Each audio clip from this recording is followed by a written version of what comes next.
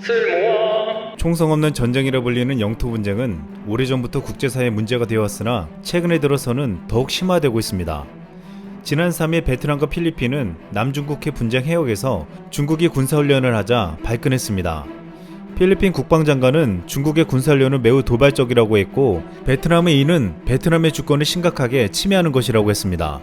일본은 지난 3일 중국 선박이 센카쿠 열도 인근 일본 영해를 침범했다고 항의했습니다. 또한 러시아의 푸틴이 개헌에 성공해 연임이 가능해지자 영토 분쟁을 겪고 있는 일본은 크게 우려감을 드러냈습니다. 일본은 지금 중국과 러시아의 영토 분쟁에서 수세에 몰리는 것 같지만, 그동안 일본은 끝없이 역사를 왜곡하며 우리의 영토에 대한 영유권을 주장해왔습니다. 그 대표적인 것이 동해와 독도입니다. 일본은 끊임없이 동해와 독도가 자신들의 것이라고 주장해왔습니다. 그동안 일본은 국제적인 로비와 대대적인 홍보를 통해서 동해를 일본의 시 오브 재팬이라고 표기하게 만들었습니다. 일본의 공식 등장은 1919년 런던에서 개최된 제1차 국제수로기구 회의였습니다. 당시 일제 치하에 있었기 때문에 우리나라는 의사를 표시할 수 없었습니다. 이때를 기회로 일본은 1923년 동해의 명칭을 일본해로 등록하였고, 1929년 해안과 바다의 경기 특별판에 기재되었습니다.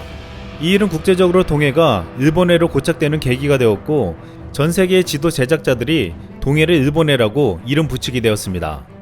이후 우리나라는 국제수로기구에 가입하여 변경을 요구했으나 일본은 전혀 듣지 않았습니다. 2007년 일본의 단독 표기를 삭제하고 공동 표기를 제안했으나 일본은 이 또한 받아들이지 않았습니다. 결국 한국은 전 세계를 대상으로 일본해가 아니라 동해가 맞다며 표기를 바꿔달라고 적극적인 요청에 나섰습니다. 우리 요청이 설득력이 있는 것은 18세기 후기까지 전 세계 지도에는 동해는 한국해라고 표기되어 있었기 때문입니다. 최근 소설 걸리버 여행기에도 한국해가 표기된 사실이 다시 알려지며 큰 화제가 되고 있습니다. 1726년에 간행된 소설 걸리버 여행기 3부 4파에는 시 오브 코리아라고 쓰여져 있는데, 이 소설의 작가는 당시 조선에 대해 아는 바가 없었고 일본을 더 많이 알고 있었습니다.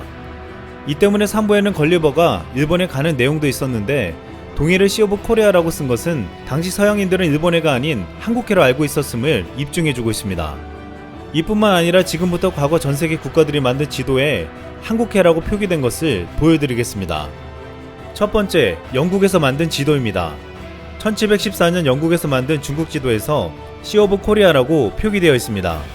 1771년 영국 브리테니커에 삽입된 지도에서 시 오브 코리아라고 표기되어 있습니다.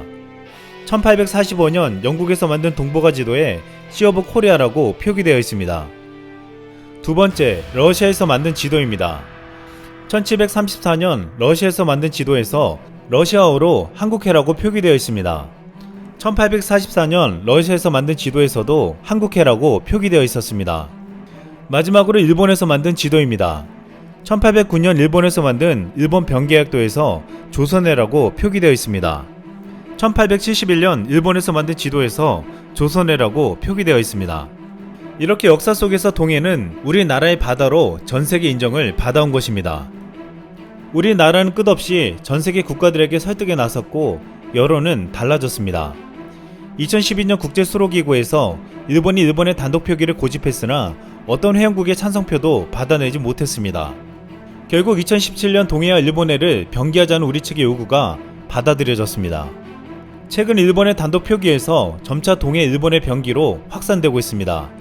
세계 저명한 지도 제작업체, 출판물, 교과서 및 언론 등에서 대한민국 측의 의견을 반영하는 추세입니다. 과거 2000년대 초만 해도 동해가 표기 또는 병기가 된 국제지도는 불과 2%밖에 되지 않았습니다. 하지만 2009년 28%로 뛰더니 2017년에는 40%까지 뛰어올랐습니다. 이러한 변화에는 대한민국 정부와 국민들의 관심과 노력이 있었고, 민간단체 방크 등의 역할이 적지 않았습니다.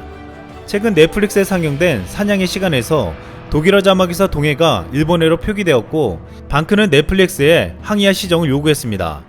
결국 넷플릭스는 방크의 요청을 받아들여 이를 수정했습니다. 미국 CBS도 방탄소년단을 소개하는 기사에서 동해를 일본어로 표기했다가 국내 팬들이 일본어 표기를 동해로 정정해달라고 요청하자 일본어 표기를 삭제한 새로운 영상을 게재했습니다. 방크는 이를 두고 팬들의 노력으로 일본어 표기가 삭제된 것은 의미가 깊은 일이라고 밝혔습니다. 또한 지난 2014년 미국 버지니아주에서 한인들의 노력 끝에 교과서 동해 병기 법안이 통과됐고, 아르헨티나에서도 한반도 관련 기사의 동해가 일본어로 표기되자 주 아르헨티나 한국문화원이 항의했고 이를 동해로 바꿨습니다. 캐나다의 지도 제작 회사인 ITMB사는 그동안 시 오브 재팬이라고 표기해왔으나 한국의 노력으로 2002년판에서 동해로 바꾸었으며 처음으로 독도를 지도에 그려넣었습니다. 이처럼 우리나라 국민들과 세계 각국에 살고 있는 동포들은 동해를 일본해라고 표기하는 것을 가만두지 않았습니다. 과거 일제강점기 시절 일본은 한국의 동해를 일본해로 슬쩍 바꿔놓고 지금까지 일본해라고 주장하고 있습니다. 대한민국은 과거 선조들의 목숨을 건 독립운동으로 자주 독립을 되찾았으나 이 독립운동은 아직도 남아있는 일제 잔재들이 사라지는 날까지 계속될 예정입니다. 이상 쓸멍이었습니다.